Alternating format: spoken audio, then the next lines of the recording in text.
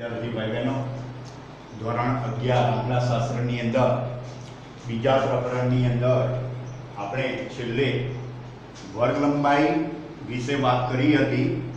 એમાં વર્ગ લંબાઈ એ આપણે ઉર્ધ્વ સીમા બિંદુ અને અધ્વ સીમા બિંદુ એના તફાવત દ્વારા મેળવી હતી। હવે આજે આપણે વર્ગ લંબાઈ તો વિસ્તાર અને વર્ગોની સંખ્યા એના ઉપરથી આપણે મેળવવાની છે। એટલે એના માટે વર્ગ લંબાઈ બરાબર વિસ્તાર ભાગ્યા વર્ગોની સંખ્યા। કોઈ વખતે તમને રકમની અંદર વર્ગોની સંખ્યા નો ઉલ્લેખ કરી દીધો છે કે આટલી સંખ્યામાં 7 વર્ગો રાખવા, 8 વર્ગો રાખવા, તો એ વર્ગોની સંખ્યા। વિસ્તાર એટલે અગાઉ મેં વાત કરી દીધી કે મોટા અવલોકનમાંથી નાનું અવલોકન બાદ કરીએ એટલે વિસ્તાર R મળીએ। એટલે વર્ગ લંબાઈ તમારે જે આવૃત્તિ વિતરણ મેળવવાનું છે એની અંદર આ સૂત્રની પણ જરૂર પડશે। એટલે એને સંકેતમાં આપણે લખીએ, સંકેતમાં તો વર્ગ લંબાઈનો સંકેત C, વિસ્તાર R અને વર્ગોની સંખ્યા K। આ સૂત્ર પ્રમાણે તમે વર્ગ લંબાઈ C મેળવી શકો। હવે C એટલે વર્ગ લંબાઈ અને K એટલે વર્ગોની સંખ્યા, R એટલે વિસ્તાર। હવે આની અંદર તમારે ખાસ એક યાદ રાખવાનું કે ઘણી વખતે તમારે વર્ગ લંબાઈ તમારી જાતે નક્કી કરવાની આવશે। તો એના માટે આ C ની સાથે K ગુણાય તો CK બરાબર R થાય। C વર્ગ લંબાઈ, K વર્ગોની સંખ્યા, આ બંને ધનમાં આપણે ગણીએ છીએ, ધનમાં એટલે ધન પૂર્ણાંક સંખ્યામાં। એટલે વર્ગ લંબાઈ C અને વર્ગોની સંખ્યા આ બેનો ગુણાકાર એ વિસ્તાર જેટલો હોવો જોઈએ। આ ખાસ ધ્યાન રાખજો, વિસ્તાર R જેટલો હોવો જોઈએ। બીજું, આ બેનો ગુણાકાર એ R કરતા મોટો પણ હોય। એટલે બંનેઓને સંબંધ ભેગા કરીએ તો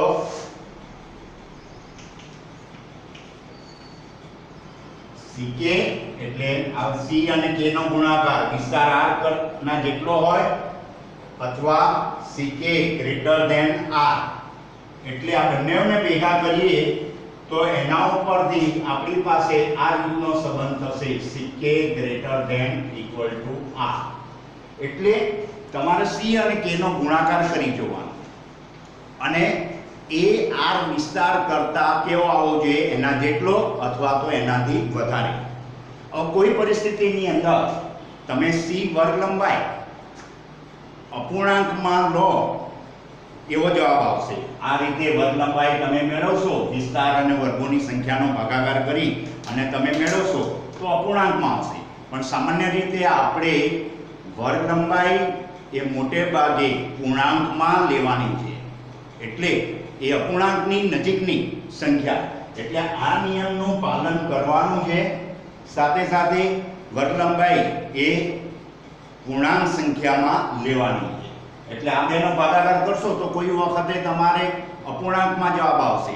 તો એવી પરિસ્થિતિમાં ખાસ ધ્યાન રાખજો। એટલે વર્ગ લંબાઈ માટે હવે સામાન્ય રીતે આપણે જે સતત આવૃત્તિ વિતરણ તૈયાર કરીએ છીએ એમાં સામાન્ય રીતે વર્ગોની સંખ્યા જે છે કે એ તમને આપી દે છે, પરંતુ ના આપી હોય અને તમારે આવૃત્તિ વિતરણ બનાવવાનું હોય તો 6 થી 15 સુધીની મર્યાદામાં, એટલે ઓછામાં ઓછા 6 અને વધુમાં વધુ 15। ખાસ વિશિષ્ટ સંજોગોની અંદર તમે 15 થી વધારે વર્ગો રાખી શકો જ્યારે વધારે પડતી માહિતી આપેલી હોય તો એવી પરિસ્થિતિમાં। બાકી મોટે ભાગે સામાન્ય પરિસ્થિતિની અંદર તમે 6 વર્ગો રાખો અથવા 6 થી વધારે રાખો, 15 કે 15 થી ઓછા રાખી શકો।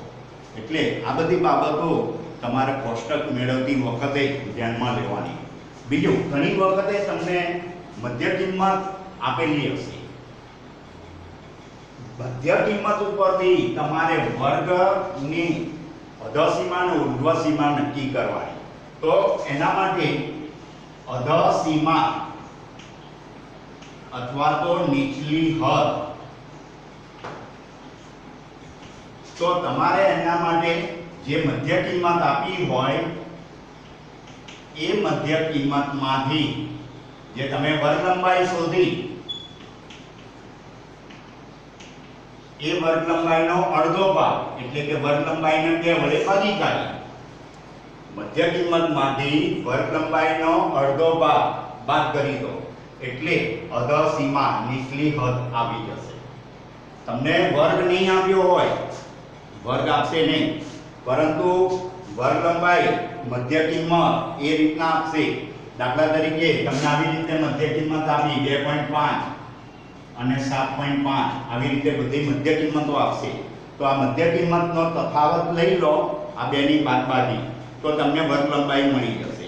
એટલે 7.5 માંથી 2.5 બાદ કરી દઈએ તો આપણને વર્ગ લંબાઈ મળી જાય.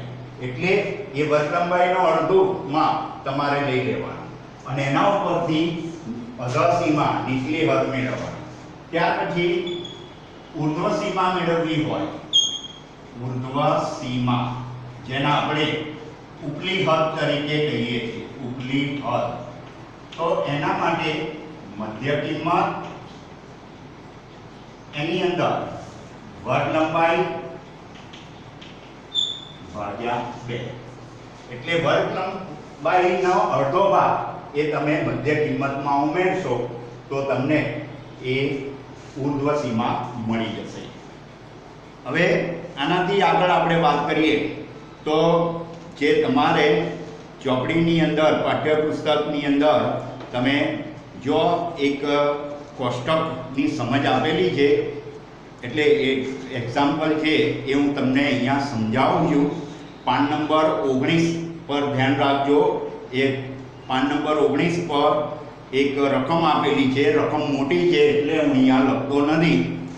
જે પાન નંબર 19 પર, હવે એની અંદર તમે ખાસ જુઓ તો જે આપણને અહીંયા આગળ 50 કર્મચારીઓની માહિતી, એટલે 50 કર્મચારીઓની આખી માહિતી હું લખતો નથી, પણ આ ચોપડીમાં એ રકમમાં ખાસ ધ્યાન રાખજો. હવે એ માહિતીમાં આવી રીતે જ્યારે માહિતી આપેલી હોય અને તમારે કોષ્ટક બનાવવાનું હોય તો પહેલાં શું જોવાનું? સૌથી મોટું અવલોકન કયું છે એ જોવાનું. તો અહીંયા જે રકમ આપી છે એમાં સૌથી મોટું અવલોકન 57 છે. સૌથી મોટું અવલોકન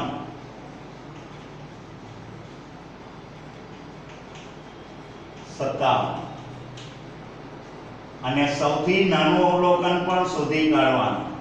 સૌથી નાનું અવલોકન, તો સૌથી નાનું અવલોકન એમાં જોશો તો એ માહિતીમાં 27 સૌથી નાનું અવલોકન છે. તો 57 અને 27 આ બે અવલોકનો શોધી કાઢ્યા, મોટું અવલોકન અને નાનું અવલોકન. આના ઉપરથી તમારે વિસ્તાર R શોધી કાઢવાનો.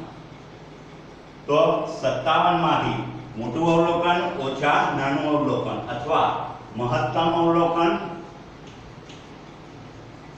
ઓછા ન્યૂનતમ અવલોકન, આ બેની બાદબાકી કરશો એટલે 57 ઓછા 27 એટલે 30 આવ્યા.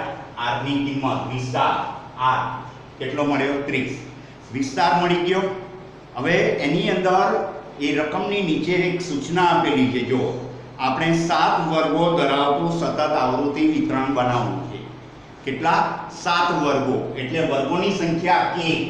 વર્ગોની સંખ્યા એ શું કહેવાશે? k. તમારે કેટલા લેશો? 7. વર્ગોની સંખ્યા એટલે k એ 7 આપી દીધા. હવે r અને k નો ભાગાકાર કરીએ, r ભાગ્યા k, તો 30 ભાગ્યા 7 કરશો તો એનો જવાબ લગભગ 4.29 જેટલો આવશે. 4.29. હવે 4.29 આ અપૂર્ણાંક સંખ્યા છે. હવે તમે જો 4 પૂર્ણાંક તરીકે લેશો, c ની કિંમત 4 લઈએ અને k ની કિંમત 7 લઈએ તો c અને k નો ગુણાકાર કરીએ તો 4 ગુણ્યા 7 28 થાય. 28 જે આવ્યા એ r કરતા નાની સંખ્યા છે. આપણો નિયમ પ્રમાણે શું c અને k નો ગુણાકાર r જેટલો હોય કાં તો r થી મોટો, એટલે c બરાબર 4 એ શક્ય નથી. હવે વર્ગ લંબાઈ 4 લઈ શકાય નહીં. હવે 4 થી મોટો પૂર્ણાંક તો કેટલા થશે? 5. તો c બરાબર હવે આપણે 5 લઈએ તો c બરાબર 5 લઈએ બરાબર. અને k તો 7 આપેલા જ છે સૂચનામાં દાખલાની. તો c અને k નો ગુણાકાર કરીએ તો 5 ગુણ્યા 7 તો 35 થશે. તો આ રીતના 35 એ શું થયું?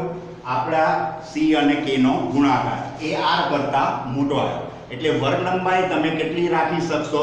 35.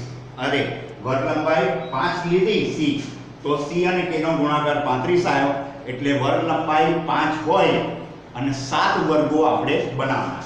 એટલે એનો જે વર્ગો નક્કી કરવાના, તો 7 વર્ગો નક્કી કરવાના છે.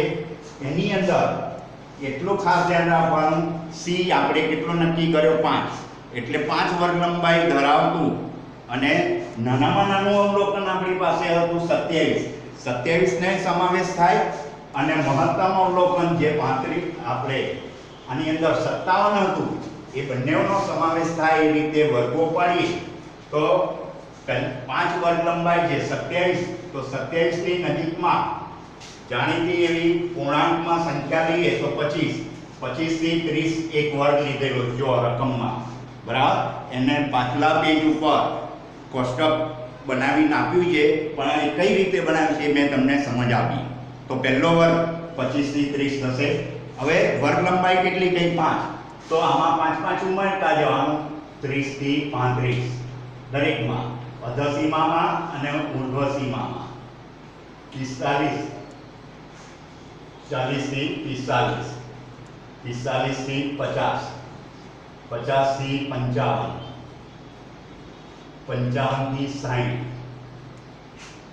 આ રીતના આપણા 7 વર્ગો થઈ જાય. 7 થઈ ગયા. મહત્તમ અવલોકન 57 જે હતું એ પણ આમાં સમાઈ જશે.